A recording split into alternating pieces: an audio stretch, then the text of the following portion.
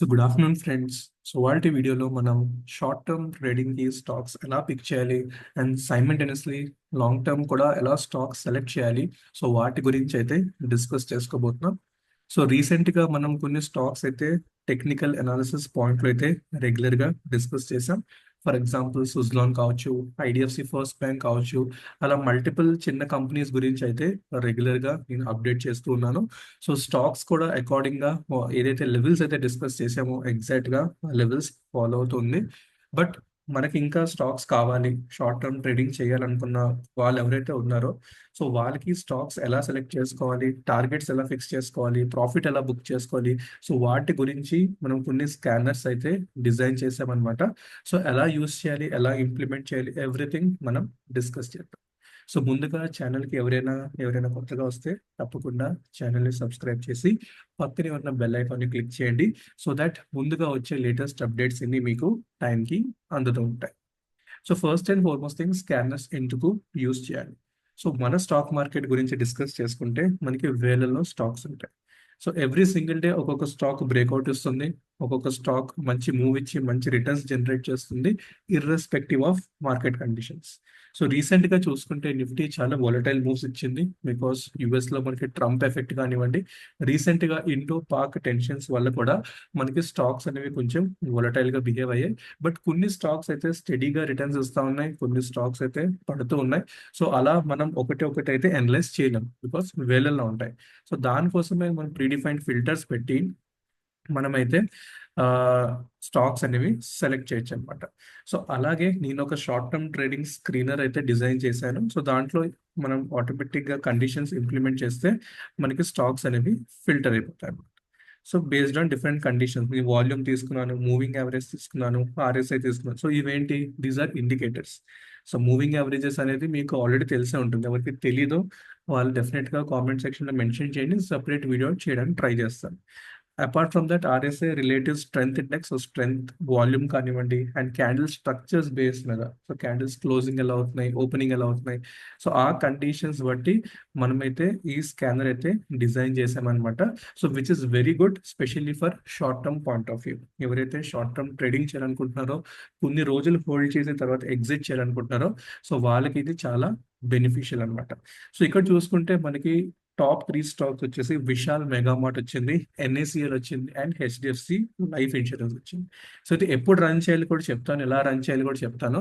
But before that ఇది నాకు stocks one day before వచ్చాయి అనమాట. విశాల్ మెగామార్ట్ కానివ్వండి, లేకపోతే ఎన్ఏసిఎల్ కానివ్వండి, హెచ్డిఎఫ్సి లైఫ్ కానివ్వండి, ఇవి ఆల్రెడీ నాకు వన్ డే బిఫోర్ వచ్చాయి and already I have traded in them. So ఒకసారి మనం చార్ట్స్ అయితే అబ్జర్వ్ చేద్దాం. సో ఫస్ట్ స్టాక్ మనకి ఏమొచ్చింది, విశాల్ మెగామార్ట్ లిమిటెడ్. సో ఇది రీసెంట్ స్టాకే, తెలిసే ఉంటుంది అందరికీ. సో మీకు స్టాక్ చార్ట్ కనుక ఓపెన్ చేస్తే మీకు క్లియర్గా ఇక్కడ చార్ట్ నేను డైలీ టైం ఫ్రేమ్లో పెట్టాను. సో ఎప్పుడైనా ఏదైనా స్టాక్ మీరు పొజిషనల్గా ఇన్వెస్టింగ్ చేయాలనుకుంటున్నప్పుడు first thing is daily time ఫ్రేమ్లో పెట్టుకోండి. పెట్టుకున్న తర్వాత nearest supports and resistances mark చేసుకోండి, రైట్? సో ఇక్కడ నేను మల్టిపుల్ రెసిస్టెన్సెస్ మార్క్ చేస్తున్నాను, రైట్? సో మనం చూసుకుంటే క్లియర్గా స్టాక్ అనేది ఒక బ్రేక్అవుట్ అనేది జనరేట్ చేసింది. సో 116 దగ్గర ఒక బ్రేక్అవుట్ లెవెల్ ఉంది. సో ఆ లెవెల్ అయితే స్టాక్ క్లియర్ గా బ్రేక్ చేస్తుంది. సో ప్రీవియస్ గా కూడా చూసుకుంటే మనకి ఇక్కడ బ్రేక్అవుట్ అయ్యి మనకి 127 దాకా టార్గెట్ ఇచ్చింది.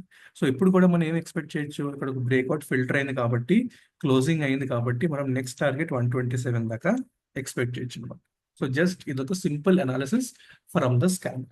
సో మీకు ఇది వద్దు, నాకు long term point of view investing కావాలనుకుంటే లాంగ్ టర్మ్ కి మనం చార్ట్స్ తో కంపేర్ చేయలేం, ఎందుకంటే ఫండమెంటల్ ఆస్పెక్ట్ కూడా చాలా ఇంపార్టెంట్ కాబట్టి మనం ఫండమెంటల్ అనాలిసిస్ కూడా చేస్తాం. సో ఫండమెంటల్ అనాలిసిస్ గురించి కూడా మీరు నేర్చుకోవాలనుకుంటే మెన్షన్ చేయండి, సో అది కూడా ఫ్యూచర్ వీడియోస్ లో డిస్కస్ చేద్దాం. సో ఇది డైలీ టైం ఫ్రేమ్. మనకు అర్థమైంది ఏంటంటే ఇక్కడ బ్రేక్అవుట్ అయింది, క్యాండిల్ క్లోజ్ అయింది కాబట్టి ఈ లైన్ పైన, సో మనకి నెక్స్ట్ టార్గెట్ 127 అనేది కనిపిస్తుంది. సో అక్కడ దాకా మనం అనేది టార్గెట్ పెట్టుకోవచ్చు. ఓకే, సో ఇది daily time frame analysis. So ఇప్పుడు జస్ట్ నేను వీక్లీ టైం ఫ్రేమ్ కూడా ఒకసారి స్విచ్ అవుతాను, అప్పుడు మీకు క్లియర్గా స్టాక్ ఎలా మూవ్ అవుతుందో మనకు కనిపిస్తుంది. సో ఇప్పుడు ఇక్కడ చూసుకుంటే క్లియర్గా ఇన్ని వీక్స్ మనకి ఈ లెవెల్, ఈ 116 ఏదైతే ఉందో మల్టిపుల్ టైమ్స్ రిజెక్ట్ అయింది. చూడొచ్చు మీరు ఇక్కడ రిజెక్షన్ అంటారు, ఈ క్యాండిల్స్ లో లైన్స్ ఏదైతే ఉన్నాయో ఇట్ రిప్రజెంట్స్ రిజెక్షన్. అంటే దాంట్లో ఒక మంచి సెల్లింగ్ ఏరియా అనమాట. ఈ ఏరియా ఏదైతే ఉందో సెల్లింగ్. సో అది దాటుకుని ఇప్పుడు స్టాక్ పైన మూవ్ అవుతుంది. బట్ ఇక్కడ ఇంకా కన్ఫర్మేషన్ లేదు. ఇవాళ ఏ రోజు థర్స్డే. సో రేపు చూడాలి మనం. ఎందుకంటే వీక్ కంప్లీట్ గా క్లోజ్ అయ్యిందంటే ఈ లైన్ పైన, దెన్ డెఫినెట్ గా మనకి ఈ టార్గెట్ ఏదైతే ఉందో అండ్ ఫర్దర్ గా ఈ లెంత్, ఇక్కడ నుంచి ఈ లెంత్ ఏదైతే ఉందో, లెట్ మీ మార్క్, ఇక్కడ నుంచి ఏదైతే ఈ లెంత్ ఉందో అది మనం తీసుకెళ్లి పైనకి ప్రొజెక్ట్ చేయొచ్చు బ్రేక్అవుట్ లెవెల్ నుంచి. సో డైరెక్ట్ గా మనకి ఇక్కడ దాకా టార్గెట్ ఎక్స్పెక్ట్ చేయొచ్చు 134.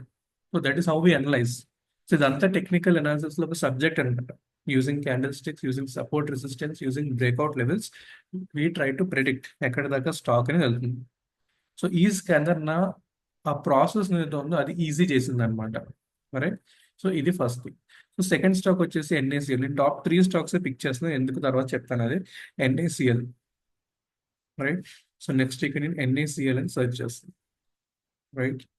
NaCl industries. So NaCl industries చూసుకుంటే వీక్లీ టైం ఫ్రేమ్ లో ఒక మంచి అప్ ట్రెండ్ లో ఉంది. చూస్తున్నారు ఎంత ర్యాపిడ్ మూవ్ ఉందో స్టాక్ లో. ఒక్క వీక్ మనకి ఒక డౌన్ ట్రెండ్ వచ్చింది, బట్ మళ్ళీ అగైన్ రికవరీ అయితే కనిపిస్తుంది. ఫస్ట్ ఇక్కడ ఒక లైన్ డ్రా చేసుకుంటున్నాం, ఒక సపోర్ట్ అండ్ సైమల్టేనియస్లీ ఒక రెసిస్టెన్స్ పైనలో. ఇప్పుడు నేను దీన్ని డైలీ టైం ఫ్రేమ్ కన్వర్ట్ చేస్తాను. So daily time frame convert చేసినాక ఏం కనిపిస్తుంది? క్లియర్ గా స్టాక్ అప్ ట్రెండ్ వెళ్ళింది, మళ్ళీ డౌన్ ట్రెండ్ అయ్యి మళ్ళీ ఇక్కడ సపోర్ట్ తీసుకుని వెళ్తుంది. So next immediate target 218 based on levels. And in case reverse అవుతే కిందకు వస్తుందంటే ఇది మన ఎస్ఎల్ 163 బిలో ఎస్ఎల్ పెట్టుకోవాలి. రైట్. ఎందుకంటే ఇది ఒక సపోర్ట్, ఇది బ్రేక్ అయిందంటే డౌన్ సైడ్ ఉంటుంది కాబట్టి. సో ఇది కూడా బ్రేక్ అవుతే మనకి మంచి 250 260 దాకా వెళ్ళే స్కోప్ అయితే క్లియర్ గా కనిపిస్తుంది. Right. So this is how we analyse. So మీకు టెక్నికల్ అనాలిసిస్ నేర్చుకోవాలని ఇంట్రెస్ట్ ఉంటే అది మెన్షన్ చేయండి, మనం ఎలాగైనా డిస్కస్ చేద్దాం. సో నెక్స్ట్ వచ్చి వై ఓన్లీ టాప్ 3 స్టాక్స్ అంటే ఎన్నిట్లో మనం ఇన్వెస్ట్ చేయలేం కదా, ప్రతిదీ మనకు అనుకూలంగా ఉండదు. అందుకే నేను టాప్ 3 స్టాక్స్ సెలెక్ట్ చేస్తాను. రైట్. సో నెక్స్ట్ వచ్చి హెచ్డిఎఫ్సి లైఫ్ అనమాట. సో హెచ్డిఎఫ్సి లైఫ్ కూడా చూసుకుంటే మీరు ఇది ఒక వండర్ఫుల్ స్టాక్. రీసెంట్ గా కూడా పొజిషన్ బై చేశాను అండ్ ఇక్కడ కూడా మనకు ఫిల్టర్ అయ్యింది, మంచి బ్రేక్అవుట్ అయింది ఇది కూడా. So same analysis, nearest support resistance ఎక్కడెక్కడ ఉన్నాయో అవి మార్క్ చేసుకోండి. HDFC life, life insurance. Right. So already mark చేసుకుని పెట్టిన, ఎందుకంటే ఆల్రెడీ నేను దీంట్లో పొజిషన్ తీసుకున్నాను రీసెంట్ గానే, చాలా లాంగ్ 3 days బ్యాక్ అనుకుంటా. సో అక్కడి నుంచి మనకి బ్రేక్అవుట్ వచ్చింది. ఇప్పుడు నెక్స్ట్ చూసుకుంటే మన నియరెస్ట్ ఇక్కడ దాకా టార్గెట్స్ ఉన్నాయి. ఈ లెవెల్ ఒక మంచి 758. సో ఇక్కడ దాకా పొజిషనల్లీ నేను ఎక్స్పెక్ట్ చేయొచ్చు ఒక మంచి మూవ్ వస్తుందని. దాని నుంచి ఇంకా పైకి వెళ్తే వెల్ అండ్ గుడ్, నేను క్యారీ ఫార్వర్డ్ చేసుకుంటాను దాన్ని లాంగ్ టర్మ్ కి. సో దీన్ని నేను వీక్లీ టైం ఫ్రేమ్ లో షిఫ్ట్ చేస్తున్నాను చూడండి ఇక్కడ. సో ఇక్కడ ఒక మంచి రిజెక్షన్ వచ్చింది, పడింది, రిజెక్షన్ వచ్చి పడింది, మళ్ళీ ఇక్కడ దాకా అయితే డెఫినెట్ గా వెళ్తుంది. కానీ ఇక్కడ నుంచి బ్రేక్అవుట్ అవుతే మనకు ఒక మంచి లాంగ్ టర్మ్ మూవ్ అనేది జనరేట్ అవుతుంది, especially for long term. Monthly chart చూస్తున్నారు ఇక్కడ. రైట్.